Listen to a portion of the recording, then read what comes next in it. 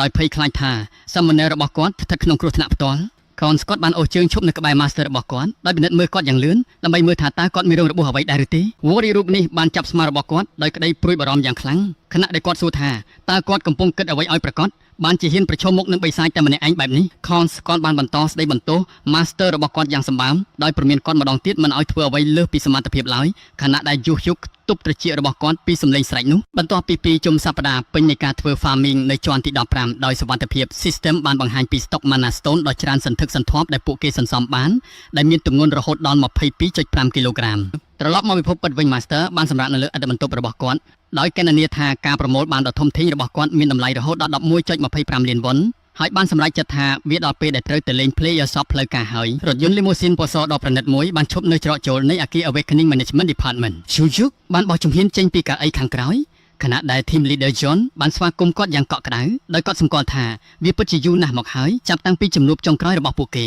team leader បានស្វាគមន៍គាត់ដោយស្នាមញញឹមដ៏ស្រស់ស្រាយនិងរាប់អានដោយរំភើបចិត្តដែលបានឃើញ player វ័យក្មេងរូបនេះមកទស្សនាកន្លែងនេះដើរកាត់សាលធំយុកបានរស្វាគមន៍ agent រូបនោះដោយអៀនប្រអៀនដោយដឹងថាបុគ្គលិកកំពុងរាប់អានគាត់ដូចជា VIP យ៉ាងពិតប្រាកដកូនស្កតបានដាក់បាតដៃរបស់គាត់ទល់នឹង scanner digital ដ៏ទាន់សម័យដើម្បីចុះឈ្មោះអត្តសញ្ញាណរបស់គាត់នៅកន្លែងទទួលភ្ញៀវសំឡេង system បានបន្លឺឡើងនៅពេលដែល player info របស់គាត់ត្រូវបានចុះឈ្មោះដោយជោគជ័យដោយផ្ដល់សិទ្ធិផ្លូវការឲ្យគាត់ចូលប្រើប្រាស់ប្រព័ន្ធខាងក្នុងទាំងស្រុងទ្វារកញ្ចក់ស្វ័យប្រវត្តិបានបើកចំហដោយស្វាគមន៍គាត់ចូលទៅក្នុងតំបន់សំខាន់នៃ player shop ដែលរងចាំយ៉ាងអន្ទះសាកូនស្កតបានបោះជំហានចូលទៅក្នុង showroom កម្រិតខ្ពស់ដែលមានពន្លឺយ៉ាងស្រស់ស្អាតដែលមើលទៅដូចជាហាងទំនិញប្រណិតច្រើនជាងហាងលក់អាវុធកុំគាត់បានដើរកាត់ទូរតាំងបង្ហាញដោយសម្លឹងមើលអាវុធនិងក្រោះដែលមានតម្លៃថ្លៃហួសហេតុប៉ុន្តែគាត់សម្គាល់ឃើញថាកន្លែងនេះទទេស្អាតគ្មានអតិថិជនផ្សេងទៀតឡើយដើរចូលទៅជិតបញ្ជោ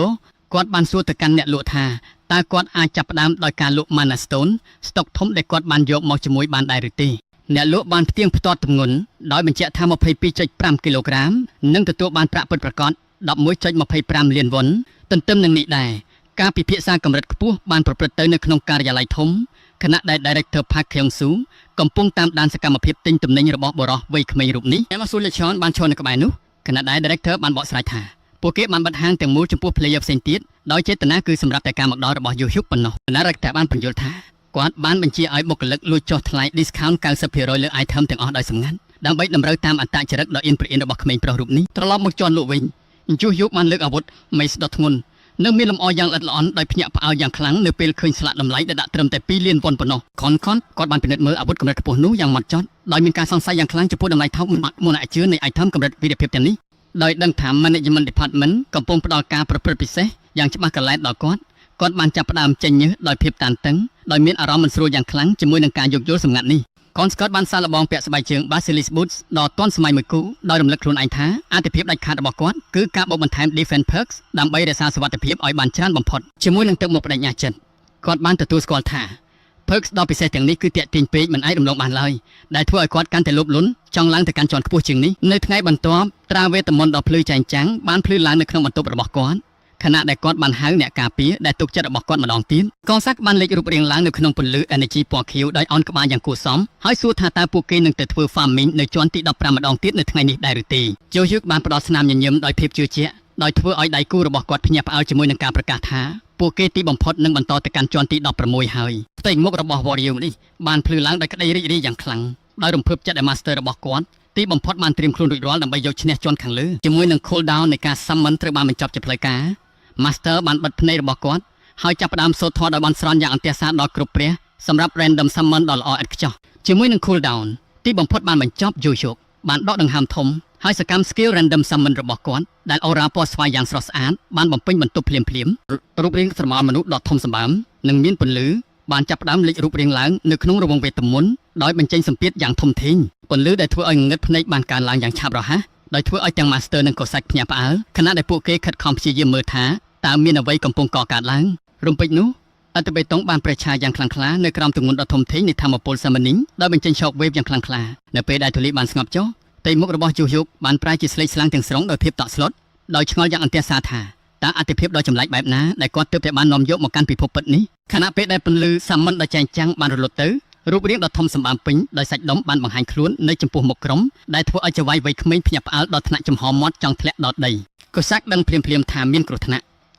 ់គេបានបង្រួមភ្នែកសម្លឹងមើលអ្នកមកថ្មីដ៏ធំសម្បើមម្នាក់នេះដោយសង្ស័យថាម្នាក់នេះជាមនុស្ស ឬជាបិសាចឲ្យប្រកាសក្នុងល្បឿនលឿនដោយផ្លេចបន្ទោអាសាស៊ីនរូបនេះបានដកដាវចេញហើយស្ទុះផ្លោះឆ្លងបន្ទប់ដើម្បីកំទេចមុខសញ្ញាដែលគេគិតថាជាការគំរាមកំហែងគេបានសម្រុកអាវុធចុះមកក្រោមយ៉ាងធ្ងន់និងប្រកបដោយពន្លឺចែងចាំងដោយបំណងចង់ផ្ដួលភ្ញៀវយក្សរូបនេះឲ្យផ្ទួលដៃភ្លាមតែម្ដងមកដាវបានបុកទឹកកិច្ចយ៉ាងខ្លាំងទៅលើស្មារតីស្អាតរបស់យក្សប៉ុន្តែវាបែរជាទប់ជាប់ណែនស្ដោកដោយមិនអាចបន្សល់ទុកសូម្បីតែស្នាមឆ្កូតមួយលើស្បែកដ៏ស្ដុករបស់គេអ្នកប្រយុទ្ធដ៏ខ្ពស់ស្រឡះរូបនេះសឹងតែមិនព្រិចភ្នែកផងគេបានសម្លឹងមើលចុះក្រោមយ៉ាងធ្វើប្រងើយហើយរអ៊ូរទាំថាការវាយប្រហារមិញនឹងមិនឈឺបន្តិចសោះថែមទាំងរបស់ទៀតផងដោយដឹងថាការវាយប្រហាររបស់ខ្លួនគ្មានប្រសិទ្ធភាពទាល់តែសោះ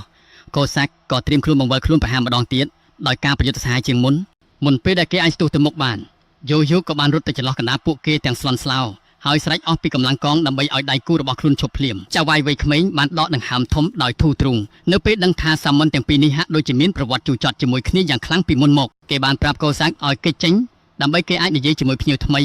ប៉ុន្តែអាសាស៊ីនបែរជាសើចចំអកនិងព្រមានថាម្នាក់នេះជាមនុស្សល្ងងល្បីឈ្មោះដែលប្រហែលជាមិនស្គាល់សូម្បីតែច្បាប់មូលដ្ឋានផងអ្នកប្រយុទ្ធដុតដុកបានលើកកម្រាមដៃតវ៉ាទាំងនិយាយតាក់ទើថាគេបានខិតខំរៀនសូត្រណាស់ហើយខំប្រឹងរៀបរាប់ច្បាប់ទាំង3របស់សាមញ្ញយឺតគេរៀបរាប់ខុសឆ្គងទាំងអស់ដោយច្របូកច្របល់គំនិតចូលគ្នាធ្វើឲ្យកូសាក់ចុចចង្អុលមកចោតប្រកាន់ហើយទាមទារឲ្យកំទេចគេចោលដើម្បី reset ពេលវេលា cool down យោយុគបានបើកមើល system catalog ដើម្បីពិនិត្យមើលព័ត៌មានលម្អិតហើយបានរកឃើញថាគេចាប់បាន rare rank shield warrior មកពីកុលសម្ព័ន្ធ Great Plain ទូទៅវាជាខកចិត្តបន្តិចដែលចាប់បាន rarity rank ទាបបំផុតប៉ុន្តែគេបានសម្រេចចិត្តសម្ភារយៈរូបនេះជាផ្លូវការដោយសួរនាំឈ្មោះរបស់គេអ្នកប្រយុទ្ធខួរក្បាលទៅទេស្អាតរូបនេះបានសារភាពថាគេភ្លេចឈ្មោះខ្លួនឯងបាត់ទៅហើយនៅពេលដែលយោយុគចុចលើ status screen ធម្មពលវេទមន្តដ៏ខ្លាំងក្លាក៏បានផ្ទុះឡើងភ្លាមអរ៉ាដល់ភ្លឺចែងចាំងបានរំពាត់ជុំវិញខ្លួនចៅវាយដោយទាញយកវិញ្ញាណរបស់គេផ្ទាល់ចូលទៅក្នុងចងចាំដ៏ជ្រាលជ្រៅដែលលាក់បាំងរបស់អ្នកប្រយុទ្ធដែលទើបតែសមិនមកថ្មីយោបានបើកភ្នែកឡើងនៅក្នុងពិភពដោយសបិនដែលពោពេញទៅដោយមេអំបៅហោះហើរដោយឆ្ងល់ថាស្អែកនេះតើគេមកជន់ដីនៅកន្លែងណាឲ្យប្រកាសរូបភាពនិមិត្តបានបង្ហាញថាបាបៀនរូបនេះធ្លាប់ជាសត្វលោកដ៏បរិសុទ្ធនិងសាមញ្ញដែលស្វែងរកសេចក្តីសុខពិតប្រាកដត្រឹមតែការរស់នៅដោយសន្តិភាពជាមួយធម្មជាតិនៅលើ Great Plain ទួយមកជាខួរក្បាលរៀងល្ងងតិចមែនប៉ុន្តែសមត្ថភាពរាងកាយរបស់គេគឺកំពូលតែម្ដងដែលអាចឲ្យគេចាប់គៀបខ្លាឃ្មុំនិងចង្គមចចកយក្សលេងបានយ៉ាងងាយស្រួលរឿងដែលគួរឲ្យសោកស្ដាយភាពឆោតល្ងងរបស់គេបានធ្វើឲ្យគេខ្លាចជាស៊ីបយ៉ាងងាយស្រួលហើយមិនយូរប៉ុន្មានគេក៏ត្រូវបោកប្រាស់យ៉ាងចាស់ដៃដោយហេរ៉ូខ្លាញ់ម្នាក់ដែលចង់ប្រើគេជាឧបករណ៍ហេរ៉ូដ៏អាក្រក់នោះបានញញឹមប្រកបដោយល្បិចកលដោយទាញយកផលប្រយោជន៍ទាំងស្រុងពីភាពជឿជាក់របស់យក្សរូបនេះដើម្បីផលប្រយោជន៍ផ្ទាល់ខ្លួន Barbarian ត្រូវបានគេបញ្ជូនទៅកាន់សមរភូមិដ៏សាហាវឃោរឃៅដោយធ្វើជាឈៀលរស់ដើម្បីការពារមិត្តរួមក្រុមដែលកំពុងកេងប្រវ័ញ្ចលើរូបគេបានឈរតតាំងទល់មុខជាមួយហៃដ្រា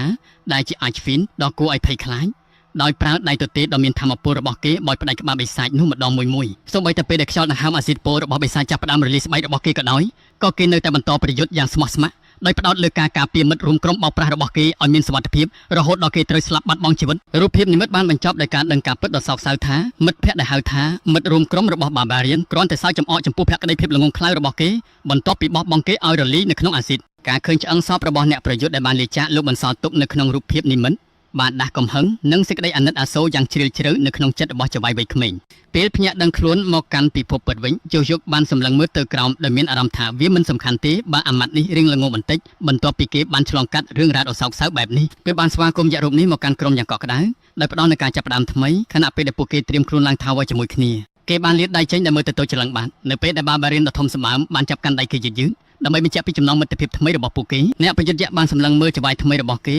េដោយស្នាមញញឹមដ៏ទន់ភ្លន់និងជឿជាក់ដោយដឹងគុណយ៉ាងជ្រាលជ្រៅចំពោះការទទួលស្វាគមន៍ដ៏ល្អបែបនេះដោយគិតរកឈ្មោះសមរម្យសម្រាប់ដៃគូថ្មីរបស់ខ្លួនយោបានសួរថាតើគេចង់ឲ្យហៅថាបាបាឬ Meatball ក៏សាក់បានសម្លឹងមើលការសន្ទនានេះដោយភាពស្រឡាញ់កាំងជាខ្លាំងភ្ញាក់ផ្អើលទាំងស្រុងជាមួយនឹងជម្រើសឈ្មោះដ៏គួរឲ្យអស់សំណើចនេះពន្លឺគំនិតបានភ្លឺឡើងក្នុងក្បាលរបស់យក្សខណៈពេលដែលគេកំពុងពិចារណាលើជម្រើសទាំងពីរដោយព្យាយាមសម្រេចចិត្តថាឈ្មោះណាមួយស្ដាប់ទៅល្អជាងគេបានជ្រើសរើសឈ្មោះ Meatball យ៉ាងមានមោទនភាពហើយយោក៏បានសន្យាយ៉ាងរីករាយថានឹងធ្វើឲ្យគេខ្លាចជាផ្នែកមួយដ៏សំខាន់នៃក្រុមចាប់ពីពេលនេះតទៅក៏សាក់បានដកដង្ហើមធំប៉ុន្តែបានព្រមទទួលយកសមាជិកថ្មីនេះទាំងតល់ច្រកដោយតាំងចិត្តថានឹងបង្វឹកអាមនុស្សល្ងងនេះឲ្យខ្លាចជា Mid Shield ដ៏គួរឲ្យទុកចិត្តបន្ទាប់ពីណែនាំខ្លួនរួចរាល់ក្រុមទាំងមូលក៏បានឈានជើងចូលទៅក្នុងជាន់ទី16ជាផ្លូវការដោយ physical state របស់ពួកគេបានកើនឡើងភ្លាមៗដើម្បីប្រឈមមុខនឹងការប្រកួតប្រជែងថ្មីដោយឈរអមសងខាងដោយដៃគូដ៏ប្លែកទាំងពីរចៅវាយបានត្រៀមខ្លួនរួចជាស្រេចដោយតាំងចិត្តថានឹងធ្វើឲ្យការប្រយុទ្ធជាក្រុមបែបចម្លែកនេះដំណើរការទៅមុខយ៉ាងរលូន System Interface បានផ្លិតផ្លែតឡើងដោយប្រគល់ Mission ជាន់ទី16របស់ពួកគេកំទេច Goblin Scouts ចំនួន30ក្បាលក្នុងរយៈពេលកំណត់5ម៉ោងពួកគេបានឈានជើងចូលទៅក្នុងព្រៃងងឹតនិងពោពេញដោយអាប់ដោយសម្លឹងមើលដើមឈើក្រាស់ៗយ៉ាងប្រុងប្រយ័ត្នដើម្បីស្វែងរកសញ្ញានៃការផ្លាស់ប្ដូរណាមួយដែលលាក់បាំង យកនៅតែប្រុងប្រយ័ត្នដោយដឹងថាពួក Goblin ទាំងនេះពឹងផ្អែកខ្លាំងលើ Stealth និងប្រើប្រាស់ព្រួញពលដល់ប្រហារដើម្បី ambush ship របស់ពួកគេ Uniform នៅជម្រៅជ្រៅនៃស្រមោលព្រៃឈើ Goblin Scout ពណ៌បៃតងមួយក្បាលបានលើកបំពង់បាញ់ព្រួញឡើងដោយស្ងាត់ហើយតម្រង់ភ្នែករបស់វាមើលទៅកាន់ក្រុមដែលមិនទាន់ដឹងខ្លួនព្រួញស្រួចស្រាវមួយបានបាញ់ឆ្លងកាត់អាកាសជាមួយនឹងពន្លឺថាមពលពណ៌ស្វាយភ្លាមៗដែលជាសញ្ញានៃការចាប់ផ្ដើមវាយប្រហារបាញ់ស្ទាក់ Instinct ដ៏មុតស្រួចរបស់ Cossack បានធ្វើការភ្លាមមុខដៅរបស់គេបានជះពន្លឺចាំងខណៈពេលដែលគេផ្លាស់ទីតទៅនឹងអាវុធបាញ់តម្រង់មកគេបានស្រែកប្រាប់ក្រុមយ៉ាងខ្លាំងថាវាជាការ ambush ដ៏មានផែនការខណៈពេលដែលព្រួញពលយ៉ាងច្រើនសន្ធឹកសន្ធាប់បានធ្លាក់ចុះមកដោយដំណក់ទឹកភ្លៀងពីគ្រប់ទិសទី Assassin ដ៏រហ័សរហួនបានស្ទុះចូលទៅក្នុងសមរភូមិដោយបង្វិលដាវគូរបស់គេដើម្បីកាត់ផ្ដាច់ព្រួញពលឲ្យឃ្លាតឆ្ងាយពីចង្វាយរបស់ខ្លួនយកបានប្រុងប្រយ័ត្នខ្លួនខណៈពេលដែលខ្មាំងសត្រូវដែលលាក់ខ្លួនបានបង្ហាញមុខតំណែងរបស់ពួកគេដោយដឹងថាមានច្រើនជាងគ្រាន់តែ Scout មួយចំនួនតូចដែលកំពុងរងចាំ ambush ដោយឃើញហ្វូងបិសាចយ៉ាងច្រើនសន្ធឹកសន្ធាប់កំពុងឡំពាត់ពួកគេចង្វាយបានបញ្ជាឲ្យ Meatball ស្ទុះទៅជួបមុខភ្លាមដើម្បីទប់សត្រូវជុំវិញភ្នែករបស់ Barbarian បានភ្លឺឡើងជាមួយនឹងពន្លឺពណ៌មាសយ៉ាងសាហាវខណៈពេលដែលគេត្រៀមខ្លួនបង្ហាញពីសមត្ថភាព defensive power ដ៏រន្ធត់និងជាដានប្រវត្តិសាស្ត្រពិតប្រាកដរបស់គេ Meatball បានឈានជើងទៅមុខយ៉ាងធ្ងន់ដោយជើងដ៏ធំរបស់គេបានធ្វើឲ្យដីនៅខាងក្រោមរំជួយស្ទើរតែបែកបាក់គេបានលោតត្រង់ទៅកណ្ដាលជួរមុខរបស់សត្រូវដោយចោះចតដូចជា Meteor ចំពីលើពួក Goblin ដែល